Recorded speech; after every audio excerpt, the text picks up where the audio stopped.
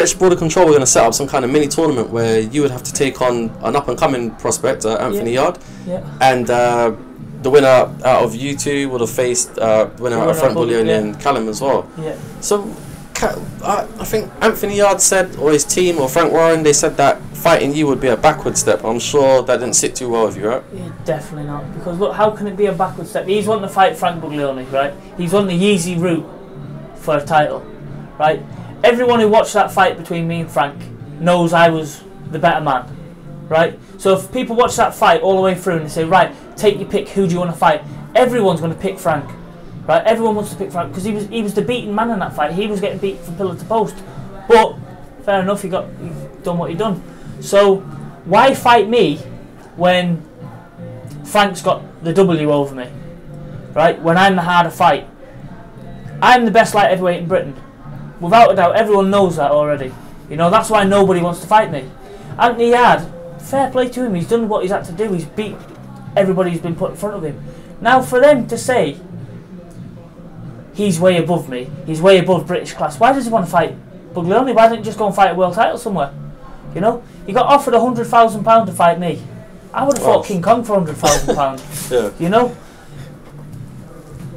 He was taking a backward step, but then he went and fought some man for 15 grand, and who nobody knows. So tell me, so if it's not him, I actually don't believe it's Anthony Yarde who was the scared man. Yeah, it's Frank Warren.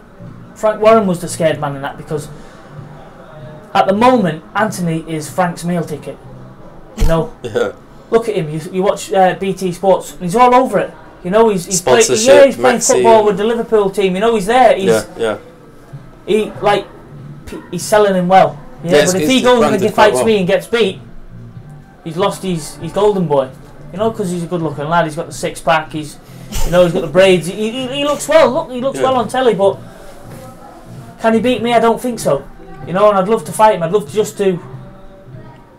What have you made of his fight so far? He's had quite a few on BT Sport, Box Nation, etc. He's done everything you can ask of him. Yeah. But I had a great background of amateur boxing, and I think in an evenly contested fight, because I'm a puncher, I can punch as hard as he can. Because look, I've knocked 10 people out. What's he knocked out? He's knocked out 11 or 12, right? Yeah. But I'm a better boxer. So when there's two punchers who can punch, and one's a better boxer, I think he'll walk onto things. I think I'll set him up and he'll fall into traps, only because he's not had the same. You know, I had over 70 amateur fights. He had none. I think he had 20. Yeah, he didn't have much, really, did he? I think he had 19 or 20. I think he spent some time at the Mayweather gym, him and O'Hara and that, and more or less went straight to the pros. Yeah, went to the pros, but I think in these close fights, the better amateur wins.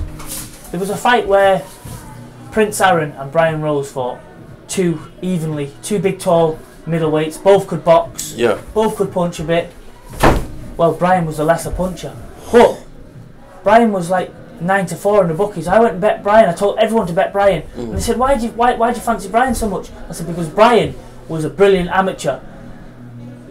Prince Aaron, he had a few unlicensed fights.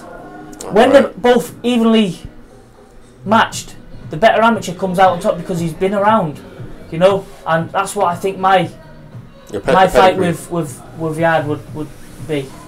Is that a fight is there any discussions going on about that? Is that just a complete... Not at the minute. Not at the minute, because I'm not good enough to fight them. You know, even though they pulled out. Yeah. You know, when it went to the... If you want to fight... Like, he wants to fight Frank Buglioni so much. He was having an easy fight against me for 100 grand. And then his next fight was guaranteed Buglioni. But instead, he chose to have some fight for 15 grand against somebody else. Who, he's insane. He's not no closer to Frank. Yeah.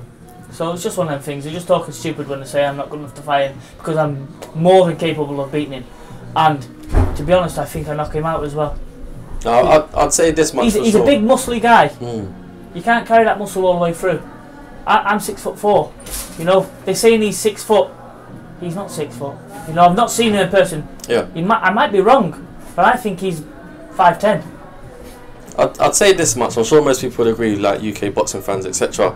You're not an easy touch. No, definitely not an easy touch. I'm the best light heavyweight in Britain. And that's not blowing my own trumpet. That's just nobody wants to fight me.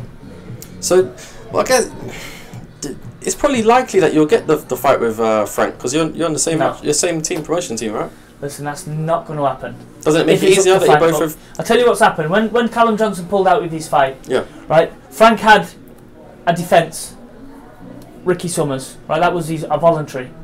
Then his mandatory fight was meant to be Callum Johnson, right, but Callum Johnson pulled out, so he had another voluntary. So he's got to have his mandatory before he wins the British belt outright. He can't just have another voluntary fight. Okay. Right, so you've got to fight your mandatory. Now his mandatory is Callum Johnson. I think Callum Johnson beats him.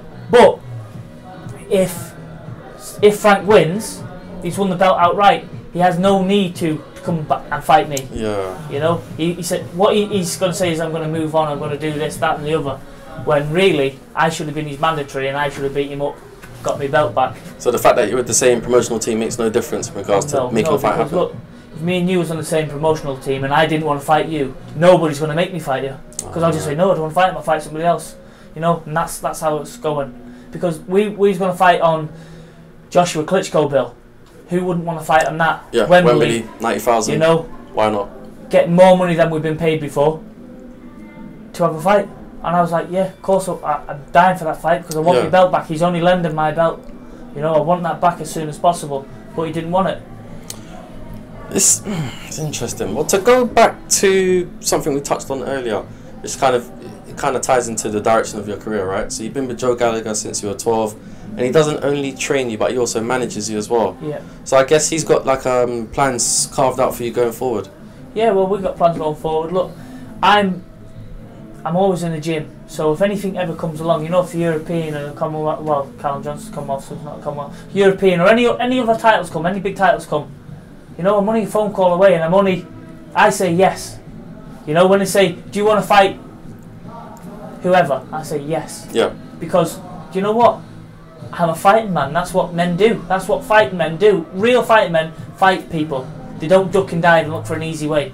You know? I might not be a businessman, but I'm a fighting man. Yeah. I do it the way it should be done.